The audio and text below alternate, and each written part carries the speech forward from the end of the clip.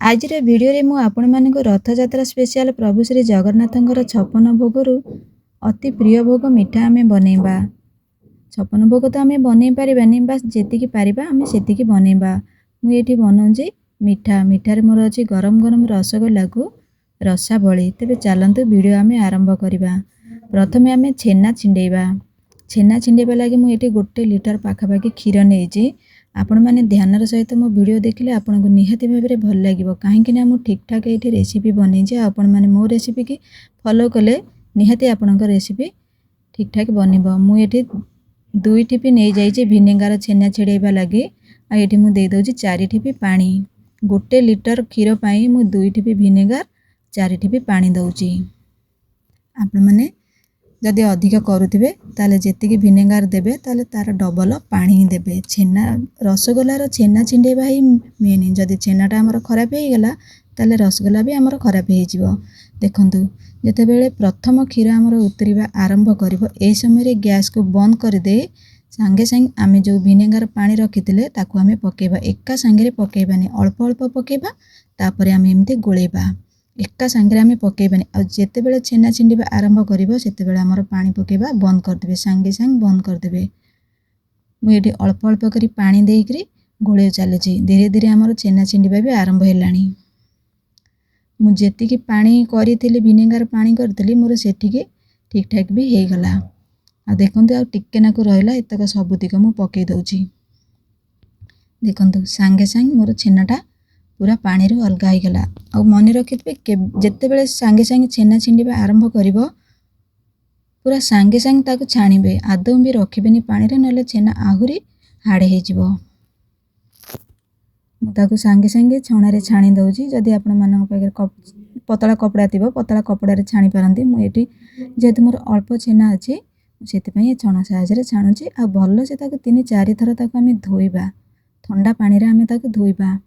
जेतु vinegar दिया आइछि ताकु भल्लो से धोइले ताल जाई हमर रसगोल्लाटी भल लागिवो।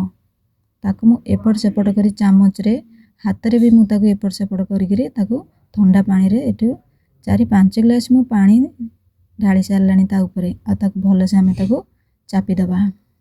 टिके मॉइस्चर रहिले भलो, ओदा ओदा रहिला टिके भल लागिवो। काहेकि ना हाथ रे आमे जेतेबे ताकु प्रेस करिबा से भल से प्रेस हे जिवो। हमर छेनाटा हे गला। तापरे आमे प्रथमे सीरा करिबा। तापरे जाई आमे रसगोल्ला रो शेप दबा। एठी मु आधा गिना नै जाइछि चीनी। सेही गिना रे फुल फुल गिना मु 4 गिना दउछि पानी। मु मोर छेना को देखिकरी नउछि। आपण माने जदि अधिक करदेबे ताले अधिक नै पारंती। जेतिकी चीनी नेबे तार 4 गुणा पानी नेबे। ताकु मु गैस लगेंगी पूरा हाई फ्लेम रे फुटेबा को छाडी दउछि। चीनीटा ता भितरे भी हमर मेल्ट हे जिवो। आ भितरे आमे छेना देखिबा। छेनाटा हमर केते कॉलिया छेना बनिछि। आ जेते कॉलिया छेना बनिबो रसगोल्ला भी हमर सेते नरम नरम रसगोल्ला बनिबो। 1 लिटर क्षीर रे मोर एतिकी ही छेना बाहरिला। मु एतरे 2 प्रकार मिठा बनेबी। ताकु हाथ साहाय्य रे एमती नेडी रे ताकु एमती दाबी दाबी आगो को नेबे। एमती प्रेस कले हमर छेनाटा आहुरी कॉलिया हे जो। बेसी भी हमको प्रेस करबा को पड़िबनी, काहेकि ना हमर छेनाटी बहुत कॉलिया भी अछि।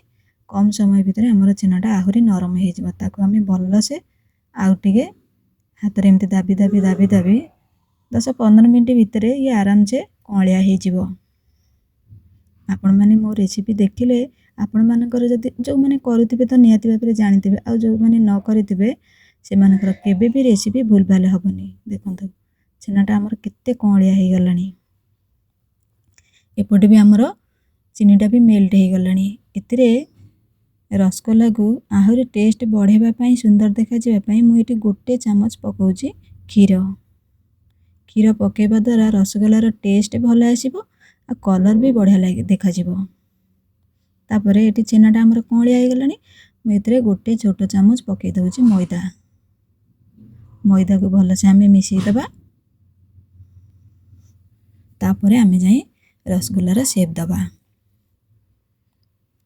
देखंतु क्षीर पके देला परे जो ए फेण गुराक ताकु भल से बाहर कर देबे। काहेकि ना रसगोल्ला से भल देखा भी जिवनी। रहिले किछि असुविधा नाही, किंतु भल देखा जिवनी। ताकु आमे बाहर कर दबा। କ୍ଷୀର ପକାଇଲା ପରେ ନିହାତି ଏମିତି ଫେଣ ଫେଣ ଉପରକୁ ସେ ଆସିବ ଭାସିବ। ତାକୁ ଆମେ ବାହାର କରିଦେବା। ଏଠି ମୁଁ ରସଗୋଲାର ସେପ୍ ଦେଉଛି। ସେପଟେ ବି ମୁଁ ଗୁଜୁରାତି ପକାଇ ଦେଇଛି ଶିରାରେ, ଆପଣଙ୍କୁ ଦେଖାଇ ପାରିନି। ଦେଖନ୍ତୁ ଯେଉଁ ସାଇଜ୍ର ଆପଣମାନେ ବନେଇ ପାରିବେ। ଏତିକିରେ 15ରୁ 20ଟା ବନେଇ ପାରିବ। କିନ୍ତୁ ମୁଁ ଏଠି ରସଗୋଲା ସହିତ ରସାବଳି ବନେଇବି ନା। ଘରେ ବେଶୀ ଆକ୍ଚୁଆଲି ମିଠା ଖାଇବାକୁ କେହି ବି ପସନ୍ଦ କରନ୍ତିନି। ବହୁତ କ୍ଷୀରରେ ଯେକୌଣସି ଜିନିଷ ହୁଏ ତାଙ୍କର ପସନ୍ଦ ନୁହଁ ଖାଇବା ପାଇଁ। ତା ଛଡ଼ା ବାପାଙ୍କର ସୁଗାର ଅଛି, ସେ ଖାଇବେନି। ବାକି ପିଲାମାନେ ତ ଆଦୌ ବି ମିଠା ଖାଇବାକୁ ପସନ୍ଦ କରନ୍ତିନି। ତାପରେ ଆମେ 2 ଜଣ ସ୍ୱାମୀ ସ୍ତ୍ରୀ କେତେ ବା ଖାଇବୁ। ଖାଇ ଖାଇ ମୁଁ ଯଦି ଖାଇବି ସେଇ ଗୋଟେରୁ ଅତି ବେଶୀରେ 2ଟା। ତାପରେ ମୋ ମତରେ ମୁଁ ଯେତିକି ବନେଇଛି ମୋ ପାଇଁ ଅଧିକ। ଆପଣ ଯଦି ମିଠା ଖାଇବାକୁ ପସନ୍ଦ କରୁଥିବେ ତାହେଲେ ଅଧିକ ବନେଇ ପାରନ୍ତି। ଆପଣମାନଙ୍କୁ ତ ଠିକ୍ ଭାବରେ ମୁଁ ମେଜରମେଣ୍ଟ କହିଦେଲି, ଆପଣମାନଙ୍କର ଆଉ ଭୁଲ ଭାଲ ହେବନି। ଦେଖନ୍ତୁ ମୁଁ ଏଠି ଗୁଜୁରାତି ପକାଇ ଦେଇଛି। ଛେନାଟା ବି ମୋର ଶିରାଟା ବି ମୋର ଆ ଭିତରେ ହେଇଗଲାଣି। ହାତକୁ ଟିକେ ଚିପକା ଲାଗିଲାଣି। ଏହି ସମୟରେ ଆମେ ରସଗୋଲାକୁ ପକାଇବା। ରସଗୋଲା ପକାଇକିରି ଆପଣମାନେ 15ରୁ 20 ମିନିଟ୍ ଘୋଡ଼େଇକିରି ପୁରା ମିଡ଼ିୟମ୍ ଆଞ୍ଚରେ ଫୁଟେଇବେ। ଭଲସେ ରସଗୋଲାକୁ ଫୁଟେଇବେ। ମୋର ଟିକେ ଜାଗାଟା ବଡ଼ ହେଇଗଲା। ଆପଣମାନେ ମନେ ରଖିଥିବେ ଯେତେବେଳେ ବି ରସଗୋଲା ବନେଇବେ ଚଉଡ଼ା ଜାଗା ହିଁ ନେବେ, ଆଉ ଛେନାଟା ପୁରା ବୁଡ଼ିକିରି ଯେମିତି ରହିବ।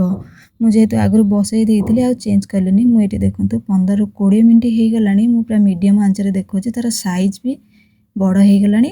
ଆଉ ଏପଟେ ରସଗୋଲା ବି ଆମର ସୁନ୍ଦର ହେଇଗଲାଣି। ଆଉ ମନେ ରଖିଥିବେ ଯେତେବେଳେ ବି ଆପଣମାନେ ରସଗୋଲା ବନେଇବେ ପତଳା ଶିରା ହିଁ ବନେଇବେ। ଯଦି ଆପଣମାନଙ୍କର ରସଗୋଲା ସିଝିବା ସମୟରେ ଶିରାଟା କମିଗଲା ତାହେଲେ ଗରମ ପାଣି ହିଁ ଦେବେ। ପାଣି ଫୁଟେଇକି ଦେବେ, ପତଳା ହେଇଯିବ। ଆଉ ତାକୁ 10 ମିନିଟ୍ ପରେ ଫୁଟେଇ ଦେଲେ ସେ ଠିକ୍ଠାକ୍ ହେଇଯିବ। ମୁଁ ତାକୁ ବାହାର କରିଦେଉଛି। ଯେହେତୁ କଡ଼େଇରେ ମୋର ରସଗୋଲାଟା ପୁରା ବୁଡ଼ିକିରି ରହୁନଥିଲା, ସେଥିପାଇଁ ମୁଁ ବାହାର କରିଦେଲି ଗୋଟେ ଗିନାରେ। କେତେ ସୁନ୍ଦର ଦେଖାଯାଉଛି ଆମର ରସଗୋଲା। ଏପଟେ ରସାବଳି ତ ମୁଁ ରେଡ଼ି କରିଦେଇଛି।